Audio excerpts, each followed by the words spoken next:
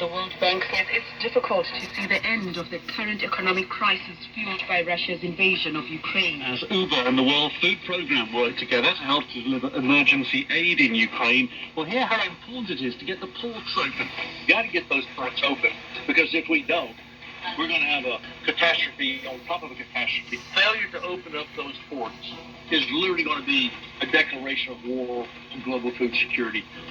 And the problems caused by lionfish in the Caribbean. Those stories plus today's sport and business on the way here on Newsday from the BBC World Service. Do stay with us.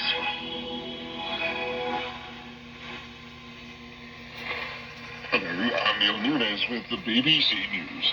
Ahead of the World Bank, David Malpass has warned that it's difficult to see the end of the current economic crisis fueled by Russia's invasion of Ukraine. Mr. Malpass was speaking to the BBC after his organisation slashed its global economic growth forecast and warned of major recessions in some countries.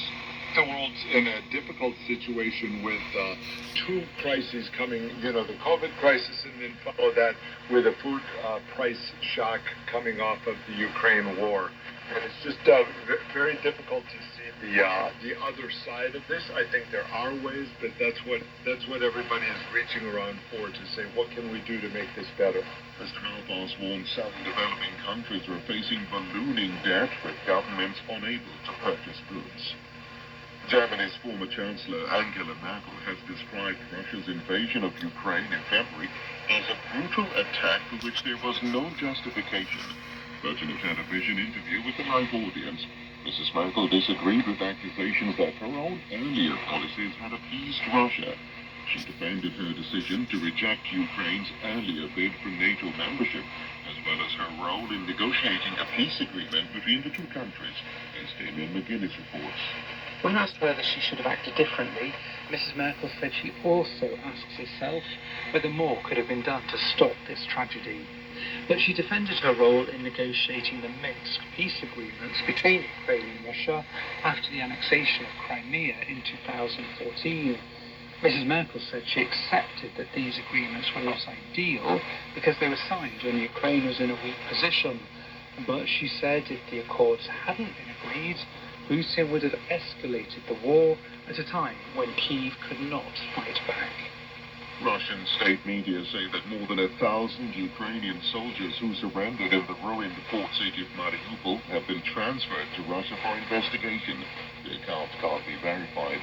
Moscow says more than 2,000 Ukrainians surrendered at the steelworks that was their last holdout in Mariupol. The American tech firm Uber has adapted its software for the United Nations World Food Programme to help it deliver emergency aid in Ukraine. It's hoped that the customized technology being trialed in the city of Dnipro will make it easier to distribute supplies using smaller vehicles and more drivers. David Beasley is the WFP's executive director. It's not like you can wait a month to get food to people. People got to get food immediately. You can't go 2 weeks without food. And so using their technology, using their distribution systems and dispatch systems, it really is a great success story. This is the World News from the BBC. Aid agencies have called for the protection of thousands of migrants slowly making their way through Mexico in a caravan coinciding with the Summit of Americas in Los Angeles. The group, thought to consist of at least 10,000 people, is the largest this year. Save the Children said 20% are minors. On Tuesday, the U.S. Vice President Kamala Harris announced almost $2 billion in private sector funding to tackle the causes of migration in Central America. The Brazilian authorities are facing criticism over their response to the disappearance of a leading indigenous expert and a British journalist in a remote part of the Amazon. World Wildlife Fund said they hadn't acted in time. A criminal investigation was opened on Tuesday, 48 hours, after Bruno Pereira and Dom Phillips went missing. Mr. Phillips' wife, Alessandro Sampaio, has made an impassioned video plea for the authorities to step up their search.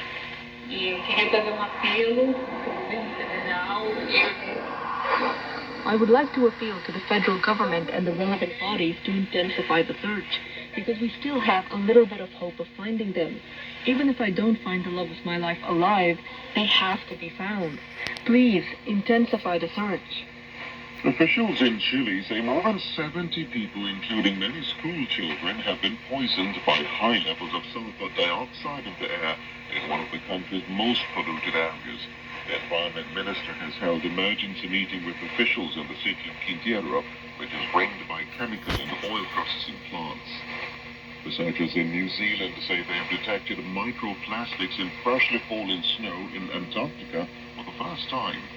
The team said they found fragments at multiple locations.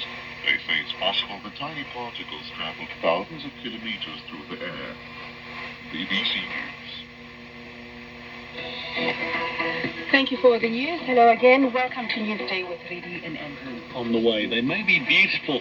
We're going to hear why lionfish are also a real problem in the Caribbean.